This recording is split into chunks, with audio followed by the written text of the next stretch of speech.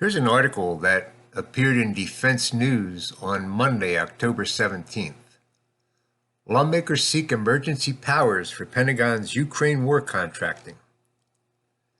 Bipartisan legislation introduced in the Senate would grant the Pentagon wartime procurement powers, allowing it to buy massive amounts of high-priority munitions using multi-year contracts to help Ukraine fight Russia and to refill U.S. stockpiles.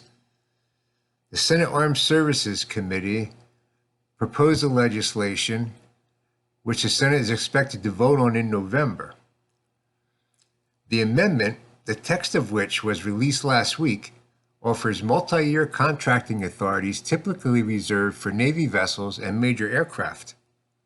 As drafted, it would let the Pentagon lock in purchases of certain munitions made by Lockheed Martin, Raytheon, etc., over fiscal 23-24, a step aimed at encouraging manufacturers to expand production lines for sought-after munitions.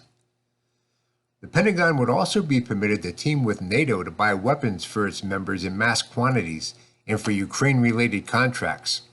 The legislation would ease several key legal restrictions on Pentagon procurement through fiscal 2024. A sign lawmakers see the war dragging on. Now let's stop here for a minute.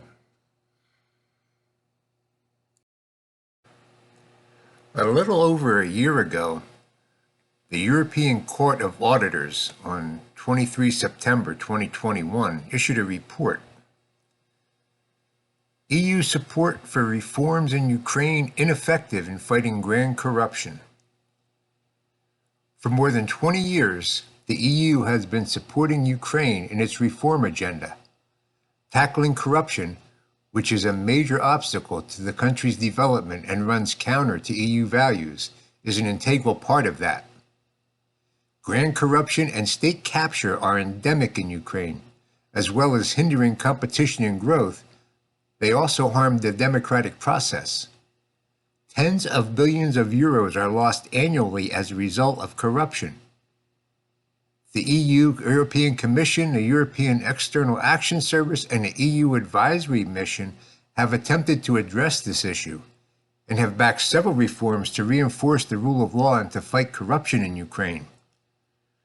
Despite varied support the EU has offered to Ukraine, oligarchs and vested interests continue to undermine the rule of law in Ukraine and to threaten the country's development, said John Parts, the member of the European Courts of Auditors responsible for the report. Ukraine needs a focused and efficient strategy to tackle the power of oligarchs and diminish state capture. The EU can play a much more significant role than it has done so far. Now, let's look at the word state capture here, and we're going to see what that refers to.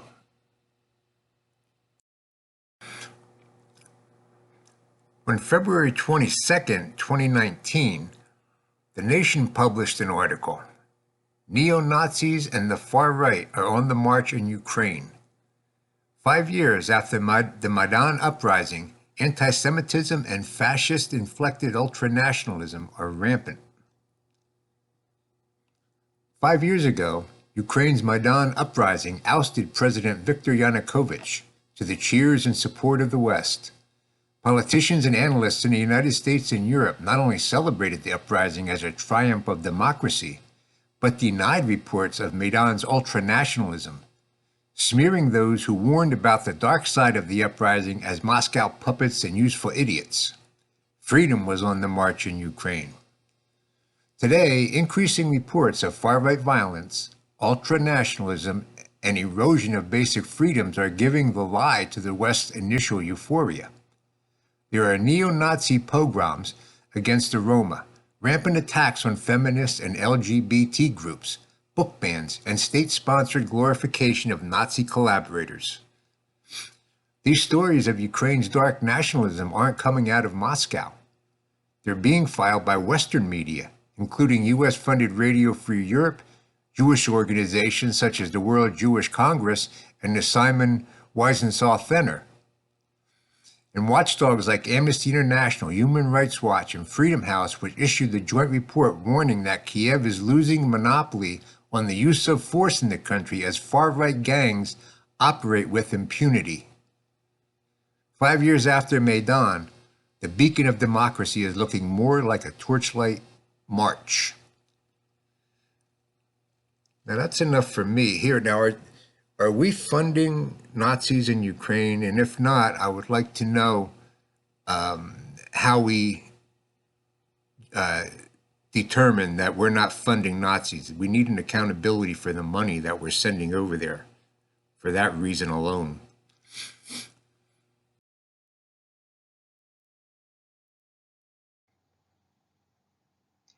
The obvious question is, why are we sending money to a corrupt, Nazi-infested regime? I have additional links in the description that'll show how far back this goes, back to the end of World War II. And it's hard to believe that none of you people knew about this when you voted to support this war.